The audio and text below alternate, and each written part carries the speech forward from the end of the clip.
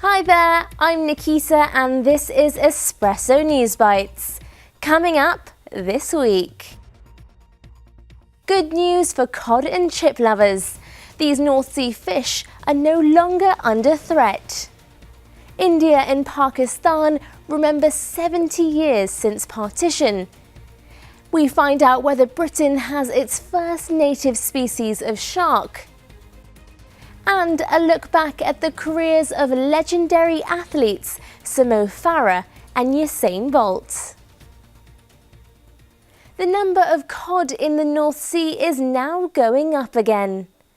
That's according to scientists who were worried that this type of fish was close to being wiped out.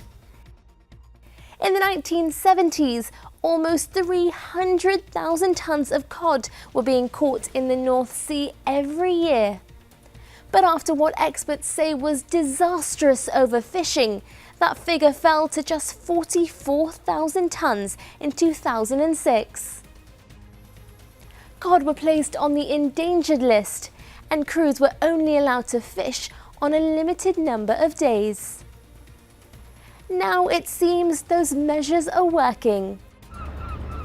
This year, the International Council for the Exploration of the Sea said the annual catch of cod had risen to around 150,000. So everyone can enjoy tucking into cod and chips again without worrying that it's going to run out. This week marks the 70th anniversary of the partition of India. On August 15th, 1947, British India was officially divided into two independent states, Pakistan and India. After almost 90 years of being ruled by the British government, or Raj, Indian people wanted to have the power to decide their own future. Mahatma Gandhi had led a wave of peaceful protests demanding change, and after World War II, the British government agreed. India would become independent. But as independence was being talked about, there was also an increase in fighting between people from the two major religions, Islam and Hinduism. So many people thought it would be best if the country was split into two as well.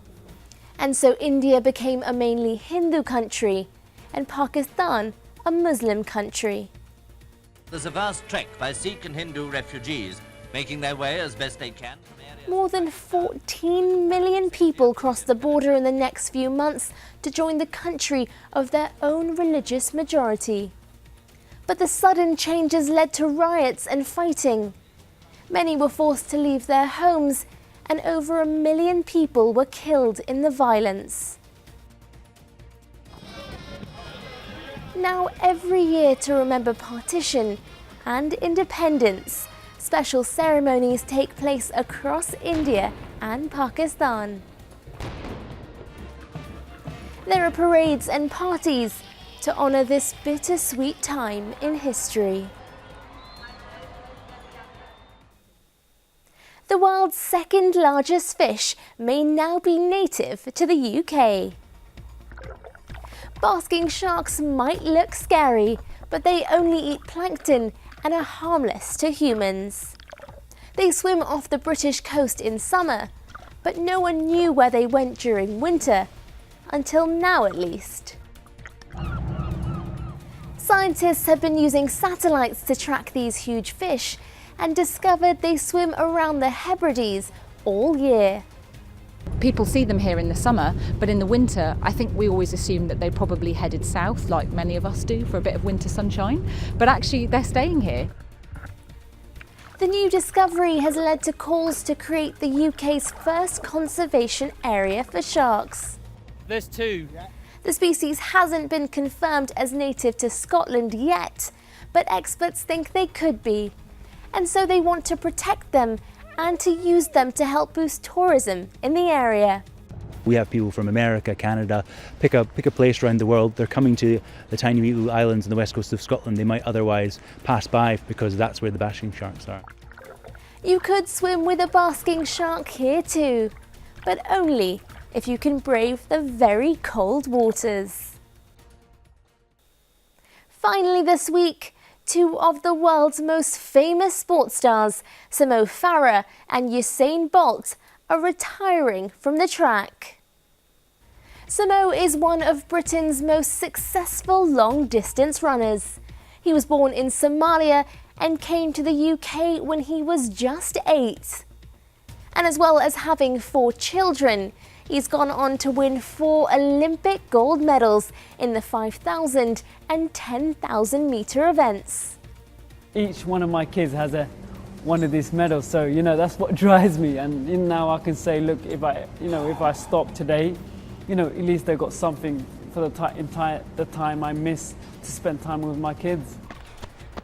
Mo says he's proud of all he's achieved, and now he's planning on switching his focus to running marathons. He ended his golden track career at last week's World Championships in London, along with the fastest man in the world, sprinter Usain Bolt. Bolt is retiring from athletics and hoping to become a mentor to young people in his native Jamaica, among other things. We'll see where life takes me. I mean, you never know in which direction I might go. I might go into acting and do some action movies, so that gives me a rush. So you never know. Mo Farah and Usain Bolt have both had glittering careers. They're role models to so many people. And while they're stepping away from the stadiums, it's unlikely they'll be out of the spotlight. That's all for now. We'll be back with more Newsbites in September. See you then.